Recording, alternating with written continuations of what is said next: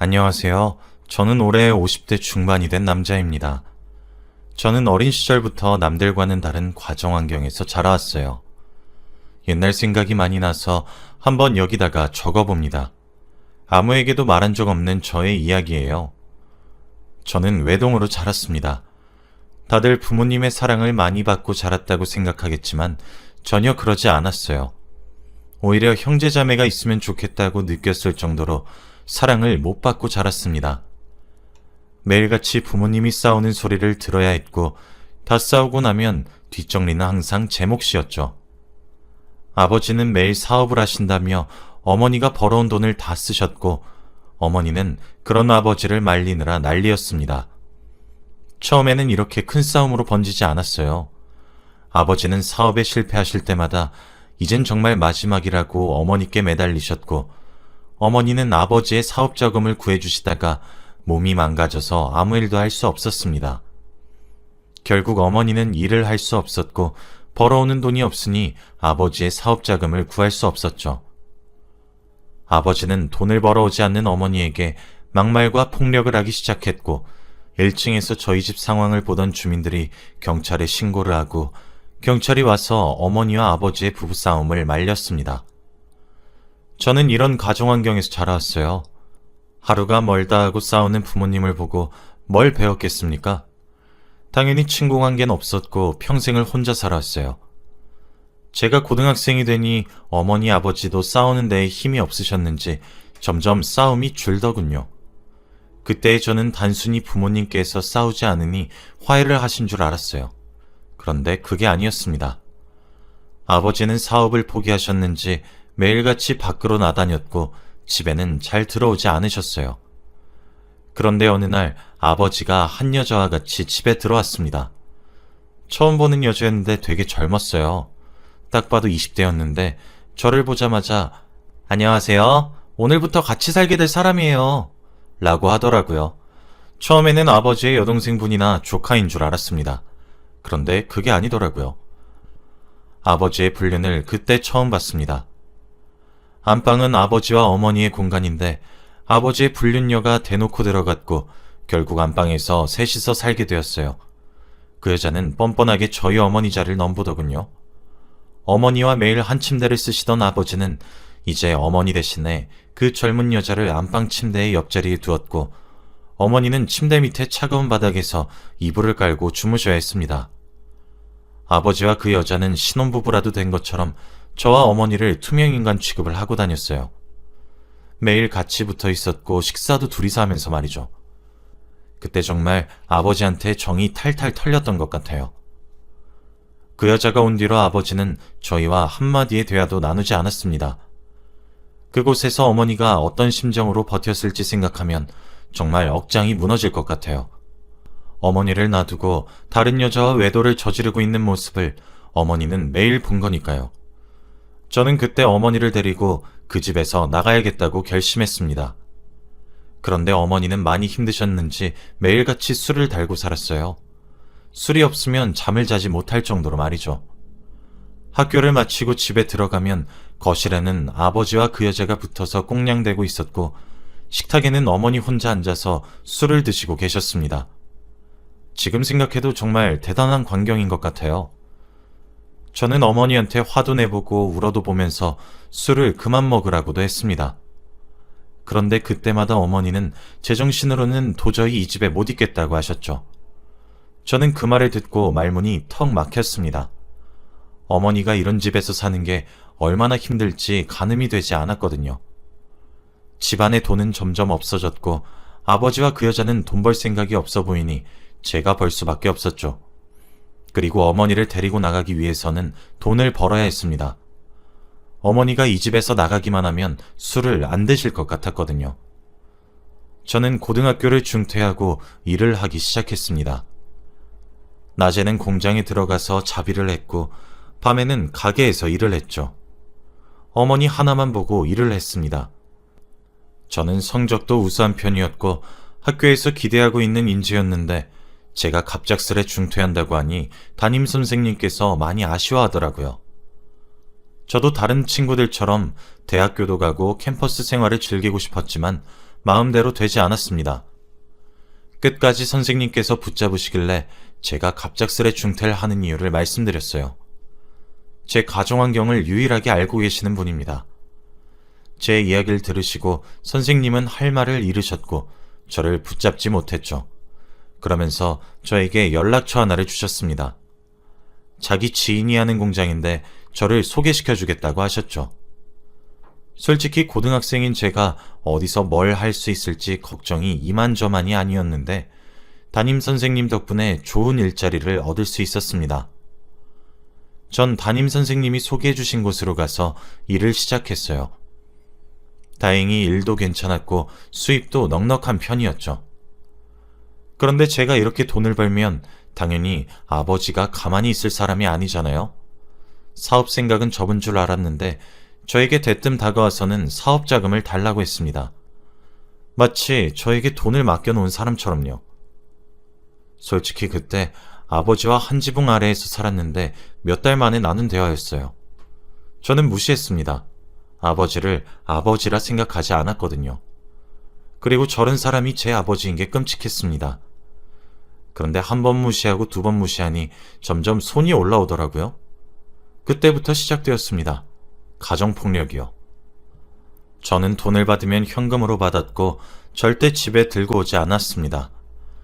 제 돈은 저에게 도움을 주셨던 학교 담임 선생님에게 맡겼어요. 정말 믿음직스러웠거든요.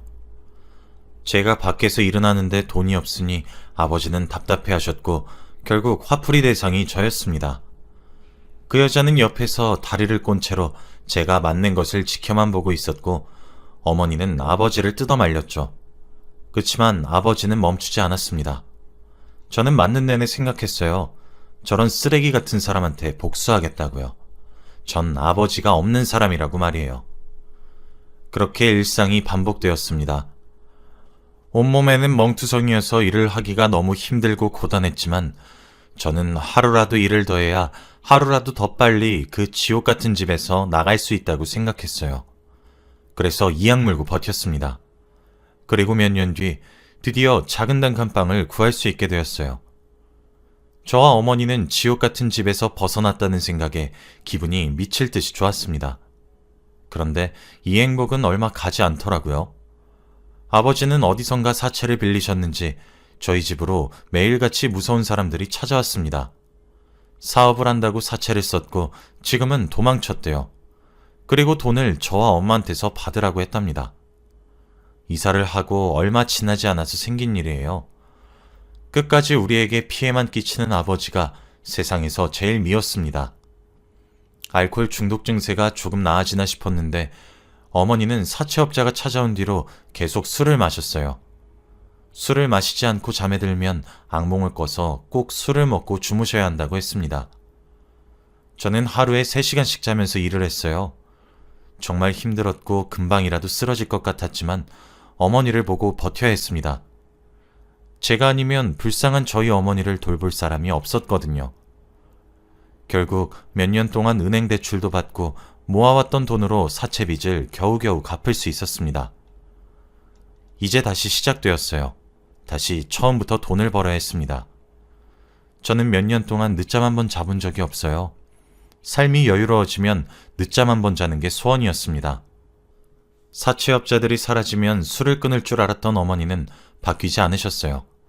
여전히 알코올 중독자였습니다. 병원에 가보자고 해도 제 말을 전혀 듣지 않으셨어요. 마음속에 상처가 너무 깊게 남으신 것 같았죠. 저는 30대가 넘어서까지도 일만 했어요. 다행히도 그동안 승진도 하고 일도 여유로워져서 예전보다 많이 괜찮아졌습니다. 그렇게 저는 어머니와 단둘이서 행복하게 살 줄 알았죠. 그런데 왜 불행은 행복할 때 찾아올까요? 저희 공장이 다른 회사와 계약을 하게 되었는데 그 회사 주인이 바로 저희 아버지였습니다. 저는 처음엔 동명이인인 줄 알았어요. 아버지의 이름이 흔하진 않지만 절대 이런 기업을 운영하고 있을 거라고는 상상도 못했거든요. 왜냐하면 항상 사업에 실패하셨으니까요. 그런데 우연히 본 기사 속에는 아버지가 보였습니다. 그리고 그 옆에는 몇십 년 전 저희 집에 들어와서 신혼살림을 한 여자였죠. 둘은 인꼬 부부로 알려져 있었고 많은 사람들의 부러움을 사고 있는 커플이었습니다. 저는 기사 내용을 읽고 역겨웠어요. 과거 이미지 세탁을 하고 저런 모습으로 살아가는 게 화가 났거든요. 거기다가 저희 공장과 계약을 해서 비즈니스 관계로 만나야 했습니다. 미팅을 하기 전날까지도 계약을 파기할지 고민했어요. 물론 어머니한테는 한마디도 하지 않았고요. 그런데 그 계약을 파기한다면 손해가 너무 컸기 때문에 저 혼자서 섣불리 결정할 수 없었습니다. 결국 미팅을 하게 되었죠. 아버지는 저를 보자마자 동공이 심하게 흔들리셨어요. 저는 반응하지 않았습니다. 그리고 회의는 무사히 끝났고 아버지는 저와 단둘이서 이야기를 하자고 했죠. 직원들을 내보내고 이야기를 나누었습니다. 그런데 과거의 아버지와는 달라지셨더라고요. 아들아 라고 하시면서 한 번도 본 적 없는 슬픈 눈을 하시고는 저를 쳐다보았어요. 전 온몸에 소름이 끼쳤습니다. 옛날에 아버지가 어머니에게 한 짓들과 저에게 한 짓들이 머릿속에서 파노라마처럼 스쳐 지나갔거든요. 그렇게 사악했던 사람이 저런 태도를 보이니 역겨웠습니다. 아들아, 내가 널 얼마나 찾았는 줄 아니? 아들이라 하지 마세요, 역겨우니까. 전 아버지 없습니다. 아들아, 이게 얼마만이니? 딱 한 번만 안아보자, 응? 저는 그런 아버지를 무시하고 나와버렸습니다. 회의실에서 나오자마자 심장은 미친 듯이 빨리 뛰었어요. 아버지를 만나면 어떻게 행동해야 할지 늘 시뮬레이션을 돌리곤 했지만 막상 이렇게 만나니 과거의 기억이 떠오르면서 숨이 잘 쉬어지지 않고 식은땀이 나더라고요. 과거의 고통에서 이제는 헤어나온 줄 알았는데 그게 아니었나 봅니다. 아무튼 저는 그 뒤로도 아버지와 몇 번 만나야 했어요. 그런데 제가 우려하던 일이 일어나고 말았습니다. 바로 어머니와 아버지가 만났거든요. 제가 공장에서 일을 하고 있는데 점심시간이 되자 어머니가 찾아오셨습니다. 아침에 도시락을 집에 두고 와서 어머니가 제 도시락을 들고 먼 길 오신 거였죠. 그때 하필 아버지 회사 사람들과 식사를 하기로 했어서 딱 거기서 어머니를 마주치고 말았습니다. 한 테이블에서 식사를 하고 있는 저와 아버지를 보고 어머니는 동공이 심하게 흔들렸고 손에 쥐고 있던 도시락통을 바닥에 떨어뜨렸어요. 도시락통이 떨어진 소리에 다들 어머니를 바라보았고 아버지도 어머니를 보았죠. 어머니는 도망쳤습니다. 아마 과거의 일이 떠오르셨겠죠. 저는 어머니를 보자마자 바로 뒤따라갔습니다. 어머니를 붙잡고 얼굴을 보니 펑펑 울고 계셨고 손이 덜덜 떨리시더라고요. 전 모든 상황을 다 이야기했습니다. 절대 다시 아버지와 합치지 않을 거고 비즈니스로 만나는 거라고요. 그리고 그날부터 다시 어머니의 알코올 중독이 시작되었습니다. 저와 아버지가 몇십 년 만에 같이 있는 모습을 보고 어머니는 잠을 제대로 못 주무셨고 자연스럽게 술로 손이 가셨죠. 그런데 저번과 다르게 이번은 조금 심했습니다. 식사를 하지 않고 술만 드셨거든요. 그래서 그런지 술이 깨어져 있을 때가 없었죠. 예전 같으면 제가 옆에서 먹지 말라고 말리곤 할 텐데 제가 일이 너무 바빠서 차마 어머니를 챙겨드리지 못했습니다. 그리고 집에 가면 어머니 머리맡에는 아버지에 관한 기사가 실린 신문이 가득 쌓여 있었죠. 그런데 그 옆에는 항상 과거 어머니 자리로 들어왔던 여자와 해맑게 웃는 사진이 실려 있으니 과거 생각이 나시면서 억장이 무너졌던 것 같아요. 너무 안타깝고 할 수 있는 게 아무것도 없었습니다. 어머니가 아버지 한 사람 때문에 저렇게 마음고생하는 게 너무 싫었거든요. 그리고 더 화가 나는 건 제가 만약 아버지 회사와 계약을 하지 않았다면 아버지와 단둘이 있는 모습을 어머니가 볼 일도 없었겠죠. 어머니가 과거에 있었던 일을 잊는데 정말 오랜 시간이 걸렸어요. 그런데 그걸 알면서도 아버지를 뿌리치지 못한 제가 너무 미웠죠. 어머니가 힘들어하면 할수록 저는 아버지와 다시 거리를 두었습니다. 한두 번은 저에게 먼저 다가와서 말을 걸더니 어느 순간부터는 회사에 오지 않으셨습니다. 왜 오시지 않는지 궁금하긴 했지만 물어보지 않았죠. 여느 때와 다름없이 회사에서 일을 하고 있는데 한 사람이 찾아오더라고요. 그런데 바로 아버지의 불륜녀였습니다. 첩이면서 세상에는 본처인 척하고 다니는 여자죠. 저는 여기가 어디냐고 오는 거냐며 화를 냈습니다. 당장 꺼지라고 했죠. 그런데 그 여자는 저에게 무릎을 꿇었습니다. 제가 다 잘못했어요. 그러니 우리 회장님 딱 한 번만 살려주세요. 라고 하더라고요. 저는 무슨 말인지 몰라서 아무 말도 하지 않았는데 그 여자가 하는 말은 충격적이었습니다. 아버지가 간암이라고 하더라고요. 그래서 간이식을 해야 된대요.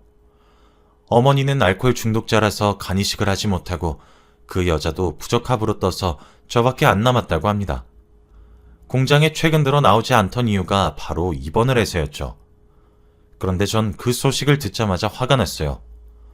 저한테 아무것도 해준 적이 없던 사람이 대뜸 찾아와서 간이식을 해달라뇨?